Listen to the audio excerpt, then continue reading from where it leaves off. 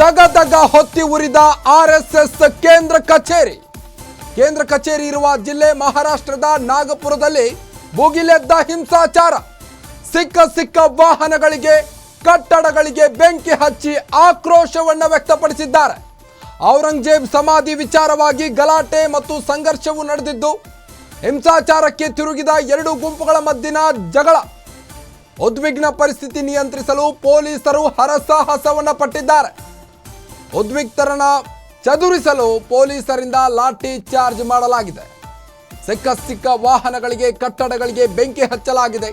ಔರಂಗಜೇಬ್ ಸಮಾಧಿ ವಿಚಾರವಾಗಿ ನಡೆದಂತ ಗಲಾಟೆ ಮತ್ತು ಸಂಘರ್ಷ ಇದು. ಹಿಂಸಾಚಾರಕ್ಕೆ ತಿರುಗಿದ ಎರಡು ಗುಂಪುಗಳ ಮಧ್ಯನ ಜಗಳ. ಉದ್ವಿಗ್ನ ಪರಿಸ್ಥಿತಿ ನಿಯಂತ್ರಿಸಲು ಪೊಲೀಸರು ಹರಸಾಹಸವನ್ನ ಪಟ್ಟಿದ್ದಾರೆ. ಇನ್ನ ದಗ ಹೊತ್ತಿ ಉರಿದ ಆರ್ಎಸ್ಎಸ್ ಕೇಂದ್ರ ಕಚೇರಿ ಇರುವ ನಗರ ಮಹಾರಾಷ್ಟ್ರದ ನಾಗ್ಪುರದಲ್ಲಿ ಹಿಂಸಾಚಾರ ಭುಗಿಲೆದ್ದಿದೆ. ಸಿಕ್ಕ ವಾಹನಗಳಿಗೆ ಬೆಂಕಿಯನ್ನ ಹಚ್ಚಿ ಕಟ್ಟಡಗಳಿಗೂ ಕೂಡ ಬೆಂಕಿ ಹಚ್ಚಿ ಆಕ್ರೋಶವನ್ನ ವ್ಯಕ್ತಪಡಿಸಿದ್ದಾರೆ. ಔರಂಗಜೇಬ್ ಸಮಾಧಿ ವಿಚಾರವಾಗಿ ಹಿಂಸಾಚಾರಕ್ಕೆ ತಿರುಗಿದ ಎರಡು ಗುಂಪುಗಳ ಮಧ್ಯನ ಜಗಳ ದೃಶ್ಯದಲ್ಲಿ ನೀವು ಕಾಣಬಹುದು. ಸಿಕ್ಕ ವಾಹನಗಳಿಗೆ ಬೆಂಕಿ ಹಚ್ತಾ ಕಟ್ಟಡಗಳಿಗೂ ಕೂಡ ಬೆಂಕಿ ಹಚ್ತಾ ಯಾವ ರೀತಿ ಉದ್ವಿಗ್ನ ಪರಿಸ್ಥಿತಿ ಉಂಟಾಗಿದೆ ಅನ್ನೋದನ್ನ ಇನ್ನು ಪೊಲೀಸರು ಕೂಡ ಆ ಒಂದು ಉದ್ವಿಗ್ನ ಪರಿಸ್ಥಿತಿಯನ್ನ ನಿಯಂತ್ರಿಸಲು ಒದ್ದಾಡಿ ಹೋಗಿದ್ದಾರೆ. ಹಿಂಸಾಚಾರಕ್ಕೆ ತಿರುಗಿದ ಎರಡು ಗುಂಪುಗಳ ಮಧ್ಯೆ ಜಗಳ. ಇನ್ನ ಅಗ್ನಿಶಾಮಕ ದಳದವರು ಕೂಡ ಬೆಂಕಿ ನಂದಿಸಲು ಹರಸಾಹಸವನ್ನ ಪಡ್ತಾ ಇದ್ದಾರೆ. ದೃಶ್ಯದಲ್ಲಿ ನೀವು ಕಾಣಬಹುದು ಯಾವ ರೀತಿ ಬೆಂಕಿ ಹತ್ತಿ ದಗ ಉರಿತಾ ಇದೆ ವಾಹನಕ್ಕೆ ಅಂತ. ಔರಂಗಜೇಬ್ ಸಮಾಧಿ ವಿಚಾರವಾಗಿ ನಡೆದಂತ ಗಲಾಟೆ ಇದು. ಹಿಂದೂ ಹಾಗೂ ಮುಸ್ಲಿಂ ನಡುವೆ ನಡೆದಂತ ಜಗಳ ಇದು. ಔರಂಗಜೇಬ್ ಸಮಾಧಿ ವಿಚಾರವಾಗಿ ಮಹಾರಾಷ್ಟ್ರದ ನಾಗಪುರದಲ್ಲಿ ಭುಗಿಲೆದ್ದ ಹಿಂಸಾಚಾರ. ಪೊಲೀಸರು ಕೆಲ ಸಮಯ ಹರಸಾಹಸವನ್ನ ಪಟ್ಟಿದ್ದಾರೆ.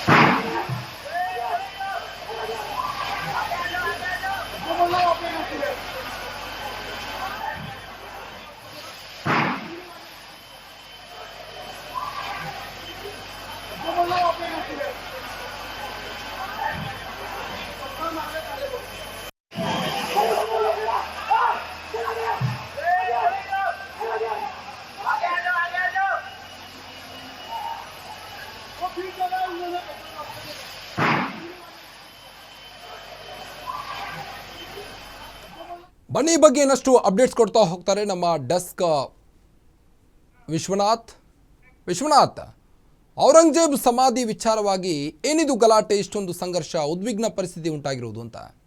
ಎಸ್ ಕಾರ್ತಿಕ್, ಮಹಾರಾಷ್ಟ್ರದಲ್ಲಿ ಈಗ ಒಂದು ಉದ್ವಿಗ್ನ ಪರಿಸ್ಥಿತಿ ಉಂಟಾಗಿದೆ ಅಂತಲೇ ಹೇಳ್ಬೋದು. ಯಾಕಂದರೆ ಔರಂಗಜೇಬ್ ಸಮಾಧಿ ವಿವಾದ ಕಳೆದ ಒಂದು ವಾರದಿಂದ ಭಾರೀ ಚರ್ಚೆಗೆ ಕಾರಣ ಆಗಿದೆ ಅಂತಲೇ ಹೇಳ್ಬೋದು ಕಾರ್ತಿಕ್.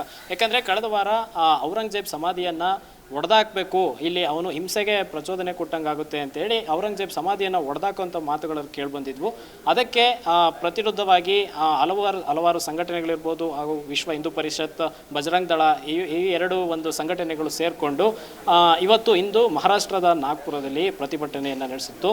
ಈ ಪ್ರತಿಭಟನೆ ಅದು RSS ಕೇಂದ್ರ ಕಚೇರಿ ಇರ್ತಕ್ಕಂಥ ಸ್ಥಳದಲ್ಲೇ ಒಂದು ಪ್ರತಿಭಟನೆ ಆಯಿತು. ಮತ್ತು ರಾಜ್ಯ ಸರ್ಕಾರಕ್ಕೆ ಎಲ್ಲ ಜಿಲ್ಲೆಗಳಲ್ಲೂ ಜಿಲ್ಲಾಧಿಕಾರಿಗಳ ಮೂಲಕ ಒಂದು ಮನವಿ ಪತ್ರವನ್ನು ಕೂಡ ಸಲ್ಲಿಸಲಾಗಿತ್ತು. ಅದರ ಬೆನ್ನಲ್ಲೇ ಒಂದು ಸಂಜೆ ಆಗ್ತಿದ್ದಂತೆ ಬಜರಂಗ್ ದಳ ಹಾಗೂ ವಿಶ್ವ ಹಿಂದೂ ಪರಿಷತ್ ಒಂದು ಪ್ರತಿಭಟನೆಯನ್ನು ನಡೆಸಿದ ನಂತರದಲ್ಲಿ ಸಂಜೆ ವೇಳೆಗೆ ಇನ್ನೊಂದು ವರ್ಗದ ಜನರು ಎಲ್ಲರೂ ದೊಂಬಿ ಕಟ್ಟಿಕೊಂಡು ಮಹಾರಾಷ್ಟ್ರದ ನಾಗ್ಪುರದಲ್ಲಿ RSS ಪ್ರಧಾನ ಕಚೇರಿ ಇರುವಂಥ ಸ್ಥಳದಲ್ಲೇ ಸಾವಿರಾರು ಜನರ ಸಂಖ್ಯೆ ಒಂದು ಪೊಲೀಸರ ಮೇಲೆ ಅಟ್ಯಾಕ್ ಅನ್ನು ಮಾಡ್ತಾರೆ. ಪೊಲೀಸರ ವಿರುದ್ಧ ರೊಚ್ಚಿಗೆ ಹೇಳ್ತಾರೆ, ಅವರ ವಿರುದ್ಧ ಕಲ್ಲು ತೂರಾಟಗಳಾಗುತ್ತೆ ಹಾಗೂ ಕಾರ್ಗಳಿಗೆ ಬೆಂಕಿ ಹಚ್ತಾರೆ. ಮತ್ತು ಅಲ್ಲಿನ ವಾಹನಗಳಿಗೆ ಹಿಂಸಾತ್ಮಕ ಮೂಲಕವಾಗಿ ಒಂದು ಉದ್ವಿಗ್ನ ಪರಿಸ್ಥಿತಿ ನಿರ್ಮಾಣ ಆಗಿದೆ ಅಂತಲೇ ಹೇಳ್ಬೋದು ಕಾರ್ತಿಕ್. ಈಗ ಪರಿಸ್ಥಿತಿ ಹೇಗಿದೆ ವಿಶ್ವನಾಥ್ ಅಲ್ಲಿ ಅಂತ?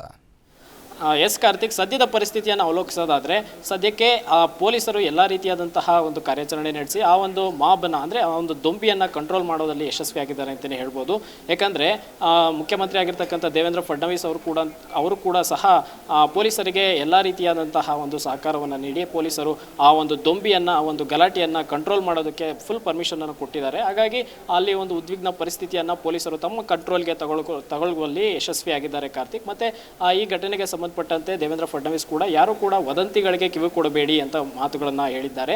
ಮತ್ತು ಯಾರು ಕೂಡ ಅನ್ಯ ಕೋಮಿನವರ ವಿರುದ್ಧ ಅಥವಾ ಬೇರೆಯವ್ರ ಜನಾಂಗದ ವಿರುದ್ಧ ಗಲಾಟೆ ಮಾಡೋದಾಗಲಿ, ಪ್ರಚೋದನಾತ್ಮಕವಾಗಿ ಮಾತುಗಳನ್ನು ಆಡೋದಾಗಲಿ ಯಾವನ್ನು ಕೂಡ ಮಾಡಬಾರ್ದು ಅಂತಕ್ಕಂಥ ಮಾತುಗಳನ್ನು ದೇವೇಂದ್ರ ಫಡ್ನವೀಸ್ ಅವರು ಈಗಾಗಲೇ ಮನವಿ ಮಾಡಿದ್ದಾರೆ ಕಾರ್ತಿಕ್. ಮತ್ತು ಅಲ್ಲಿನ ನಾಗ್ಪುರದ ಸಂಸದರಾಗಿರ್ತಕ್ಕಂಥ ಕೇಂದ್ರ ಸಚಿವ ನಿತಿನ್ ಗಡ್ಕರಿ ಕೂಡ ಈ ಒಂದು ಮಿಸ್ಕಮ್ಯುನಿಕೇಷನ್ ಆಗಿದೆ, ಈ ಒಂದು ವದಂತಿಗಳಿಗೆ ಯಾರು ಕಿವಿ ಕೊಟ್ಟು ದೊಂಬಿಗೆ ನೀವು ಸಹಕಾರ ಕೊಡಬೇಡಿ ಅಂತೇಳಿ ಜನರಲ್ಲಿ ಮನವಿ ಮಾಡಿ ಶಾಂತಿ ಕಾಪಾಡುವಂತೆ ನಾಗ್ಪುರದ ಜನತೆಗೆ ಕೇಂದ್ರ ರಸ್ತೆ ಸಾರಿಗೆ ಸಚಿವರಾಗಿರ್ತಕ್ಕಂಥ ನಿತಿನ್ ಗಡ್ಕರಿ ಅವರು ಕೂಡ ಒಂದು ಮನವಿ ಮಾಡಿದ್ದಾರೆ ಕಾರ್ತಿಕ್. ಹೀಗಾಗುತ್ತೆ ಅಂತ ಸರ್ಕಾರಕ್ಕೂ ಕೂಡ ಗಮನಕ್ಕೆ ಬಂದಿರಲಿಲ್ವಾ ಅಂತ, ಈ ರೀತಿ ಪರಿಸ್ಥಿತಿ ಉಂಟಾಗುತ್ತೆ ಅಂತ ನಾಗ್ಪುರದಲ್ಲಿ? ಎಸ್ ಕಾರ್ತಿಕ್, ಕಳೆದ ಒಂದು ವಾರದಿಂದ ಏನು ಇದೊಂದು ಔರಂಗಜೇಬ್ ಸಮಾಧಿ ವಿವಾದ ಏನು ನಡೀತಾ ಇದೆ, ಇದೊಂದು ಪ್ರೀ ಪ್ಲ್ಯಾನ್ ಅಂತೇಳಿ ಹೇಳಲಾಗ್ತಾ ಇದೆ. ಯಾಕಂದರೆ ಕಳೆದ ವಾರದಿಂದನೂ ಸಹ ಔರಂಗಜೇಬ್ ಸಮಾಧಿಯನ್ನು ಒಡೆದಾಕಬೇಕು, ಇವರ ಸಮಾಧಿ ಕ್ರೌರ್ಯಕ್ಕೆ ಪ್ರತಿರೂಪವಾಗಿದೆ, ಇವರು ಸಮಾಜಕ್ಕೆ ಯಾವುದೇ ರೀತಿಯಾದಂತಹ ಶಾಂತಿಯನ್ನು ನೀಡುವಂಥ ಕೆಲಸ ಮಾಡಿಲ್ಲ ಔರಂಗಜೇಬ್. ಮತ್ತು ಸಾವಿರಾರು ಹಿಂದೂಗಳ ದೇವಾಲಯಗಳನ್ನು ಒಡೆದಾಕಿದ್ದಾನೆ, ಸಾವಿರಾರು ಜನರನ್ನು ಸಾಯಿಸಿದ್ದಾನೆ, ಇಂಥವನ ಸಮಾಧಿ ನಮ್ಮ ರಾಜ್ಯದಲ್ಲಿ ಬೇಡ ಅಂತಕ್ಕಂಥ ಮಾತುಗಳನ್ನು ವಿಶ್ವ ಹಿಂದೂ ಪರಿಷತ್ ಹಾಗೂ ಬಜರಂಗ್ ದಳ ಕಾರ್ಯಕರ್ತರು ಹೇಳ್ತಾನೆ ಬಂದಿದ್ದರು. ಹಾಗಾಗಿ ಈ ಒಂದು ಹೇಳಿಕೆಗಳಿಗೆ ಪ್ರತಿರೋಧವಾಗಿ ಅನ್ಯ ಕೋಮಿನವರು ಸಹ ಒಂದು ಪ್ರೀ ಪ್ಲ್ಯಾನ್ಡ್ ಆಗಿನೇ ನಾಗ್ಪುರದಲ್ಲೇ ಈ ಒಂದು ಅಟ್ಯಾಕ್ ಮಾಡಿದ್ದಾರೆ. ಯಾಕಂದರೆ ನಾಗ್ಪುರದಲ್ಲಿ RSSನ ಪ್ರಧಾನ ಕಚೇರಿ ಇದೆ. RSS ಪ್ರಧಾನ ಕಚೇರಿಗೆ ಅಂದರೆ ಈ ಮೂಲಕ ಒಂದು ಸಂದೇಶವನ್ನು ರವಾನೆ ಮಾಡ್ತಾ ಇದ್ದಾರೆ ಅಂತಲೇ ಹೇಳ್ಬೋದು. ಯಾಕಂದರೆ ನೀವು ನಮ್ಮ ಒಂದು ಸಮಾಧಿಯನ್ನು ಮುಟ್ಟಿದ್ರೆ ನಾವು ನಿಮ್ಮ RSS ಪ್ರಧಾನ ಕಚೇರಿಯನ್ನು ಟಾರ್ಗೆಟ್ ಮಾಡ್ತೀವಿ ಅನ್ನೋ ಥರನೂ ಇರಬಹುದು ಅಂತೇಳಿ ಹೇಳಲಾಗ್ತಾ ಇದೆ ಕಾರ್ತಿಕ್. ಓಕೆ, ಥ್ಯಾಂಕ್ ಯು ತಮ್ಮೆಲ್ಲ ಮಾಹಿತಿಗಾಗಿ ವಿಶ್ವನಾಥ್.